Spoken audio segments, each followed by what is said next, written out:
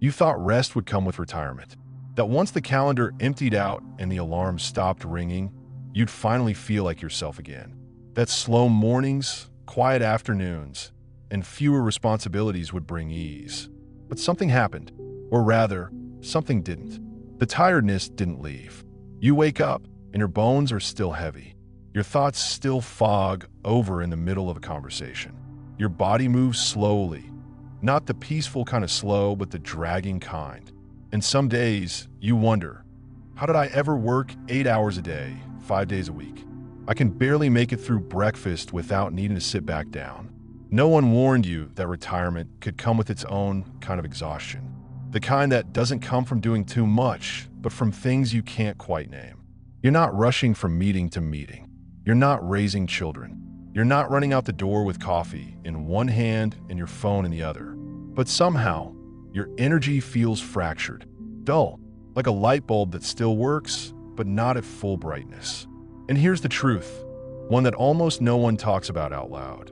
Retirement doesn't guarantee rest. In fact, for many people, it quietly reveals a different kind of fatigue. A deeper one that's been building up over years, but got masked by the busyness of life. Now that the pace has slowed, you can hear it, feel it, like background noise that was always there, but now it's the only thing in the room. That's what this conversation is about. Not sleep, not vitamins, not another list of things you should be doing, but something gentler, something more honest. Because real exhaustion in retirement isn't just physical.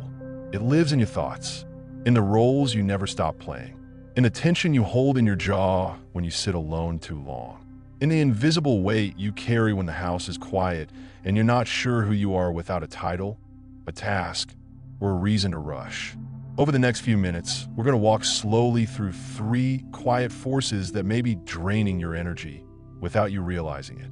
They're not dramatic, they're not new, but they work quietly in the background, like programs running on a computer that hasn't been shut down in years.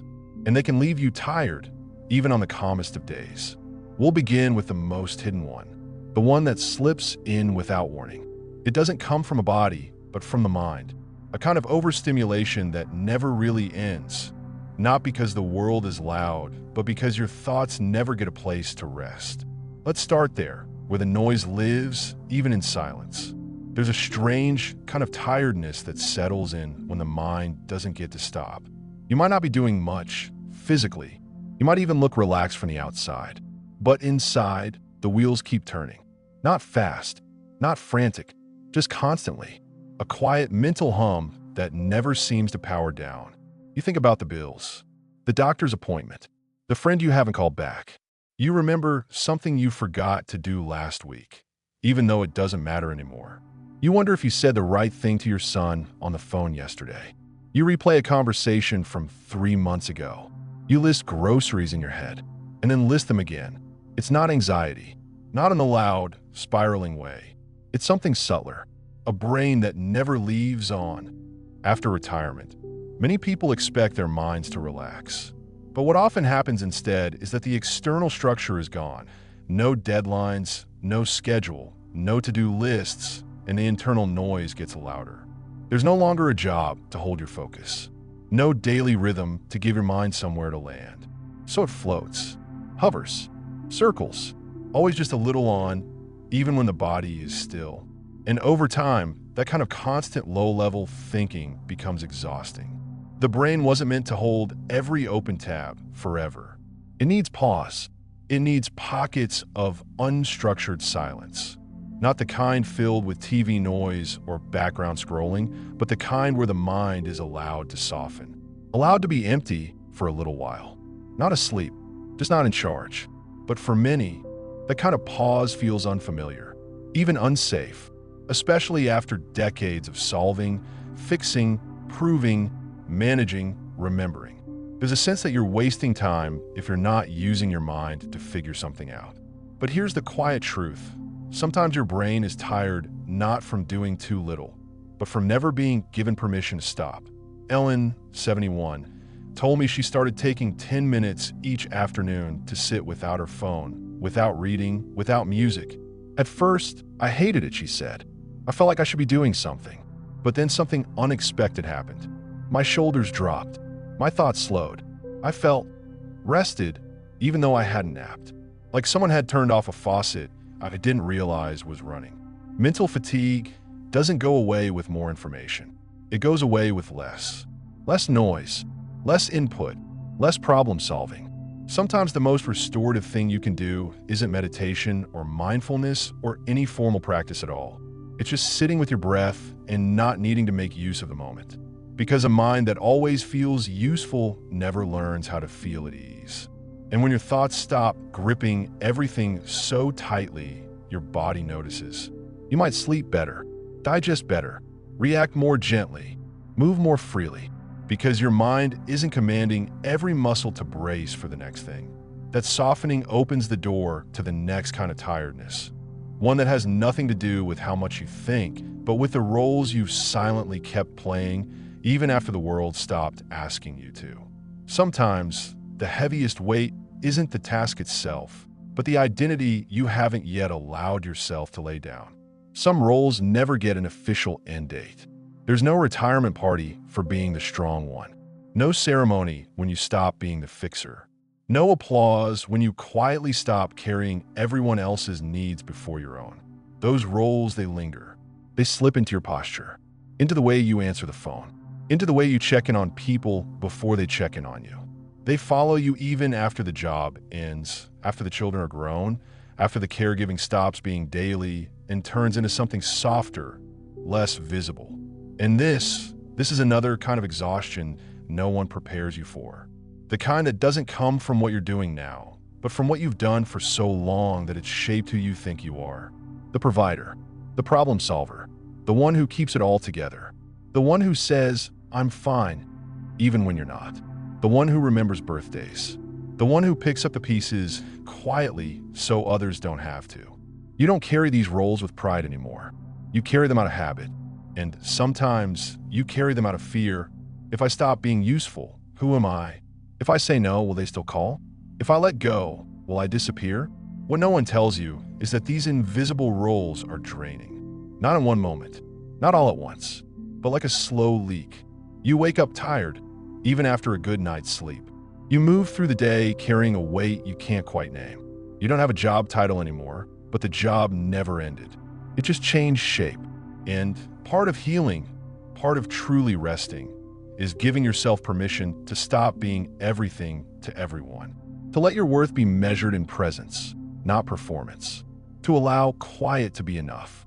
To let care be mutual, not one-sided. Margaret, 73, told me she realized this after her daughter stopped by one afternoon and asked why she looked so tired.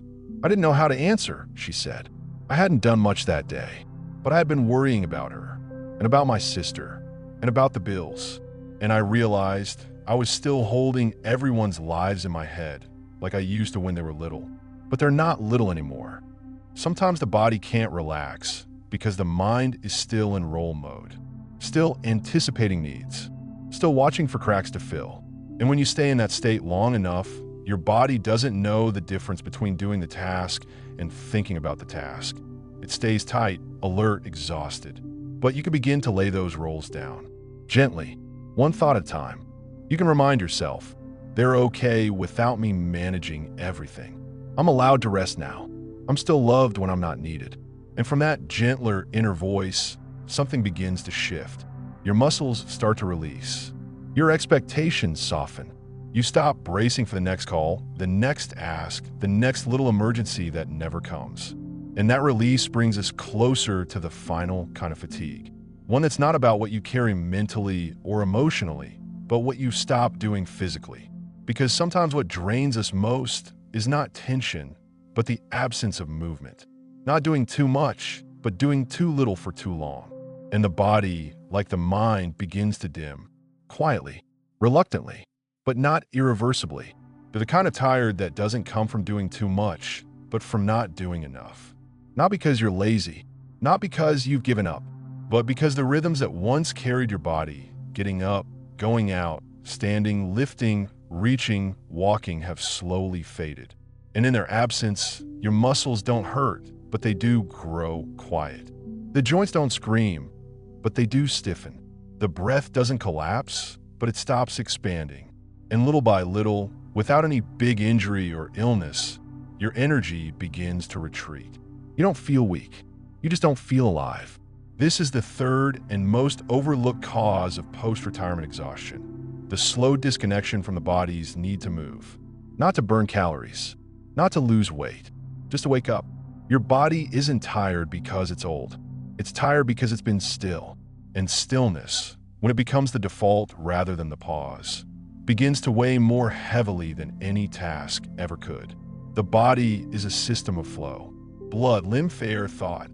And flow doesn't return just because you stretch once or take a walk every other weekend. It returns with attention, rhythm, repetition, not discipline, not perfection, just consistent, loving re-entry into movement, however small. Reaching a little farther when you grab your mug, rolling your ankles before standing up, circling your wrists at the sink, moving with breath, not urgency. Paul, 75, shared how he felt tired all day despite doing nothing.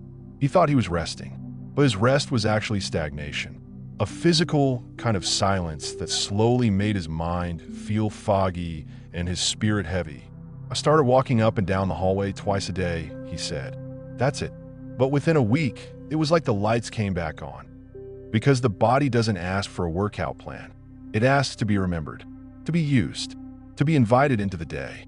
And when it is, something returns, not just strength, but clarity, vitality, a sense of I'm still in here. And no, it doesn't reverse everything. It doesn't erase the aches or restore the joints of youth, but it changes the quality of your energy. You stop dragging. You start circulating.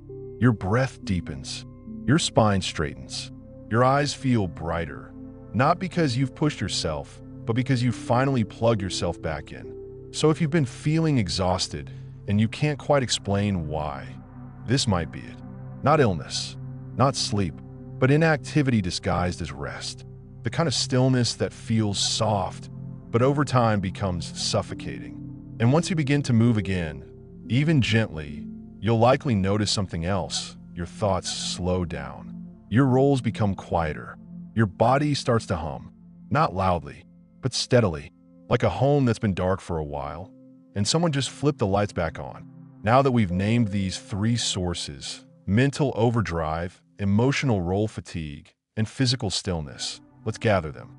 In the final parts of this story, we'll bring it together gently.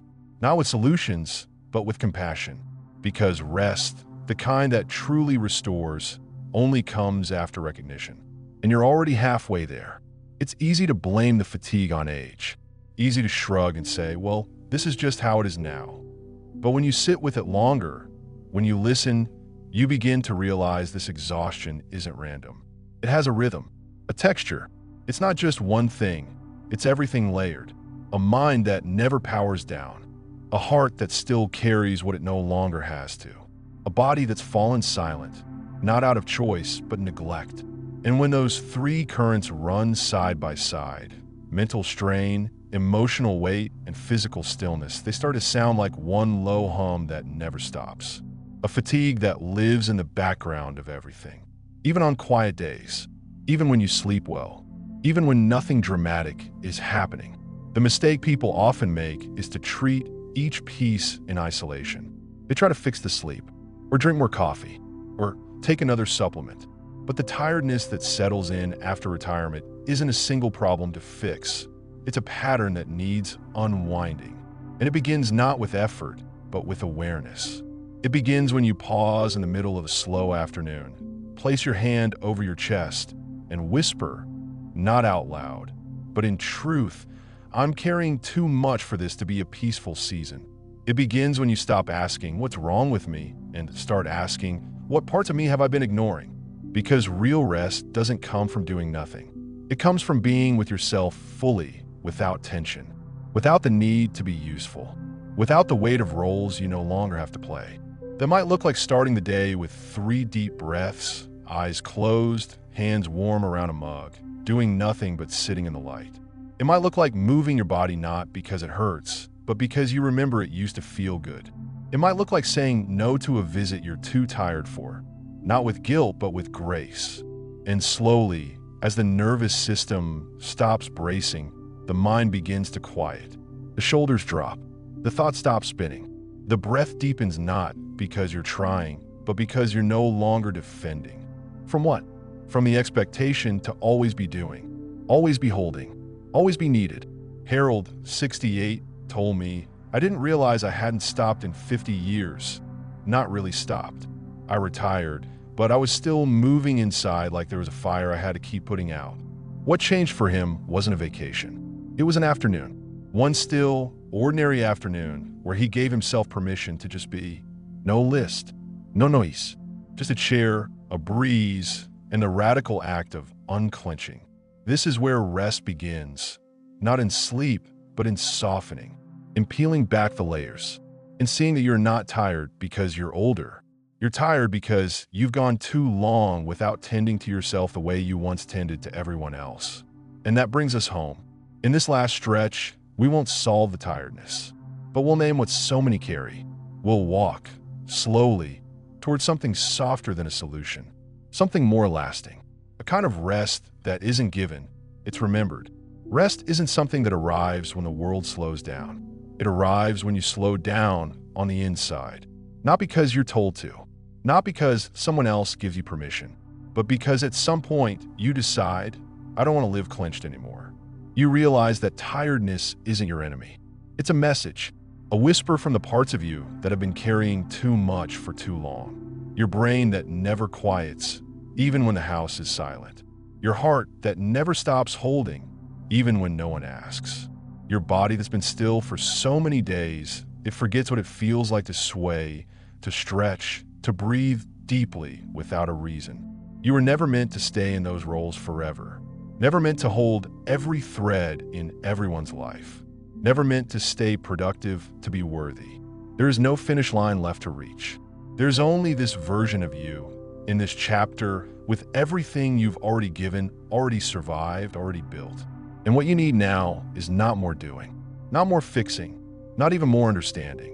What you need is the courage to rest. Not nap, not distract, not disconnect, but rest. The kind that allows you to take up space without explanation.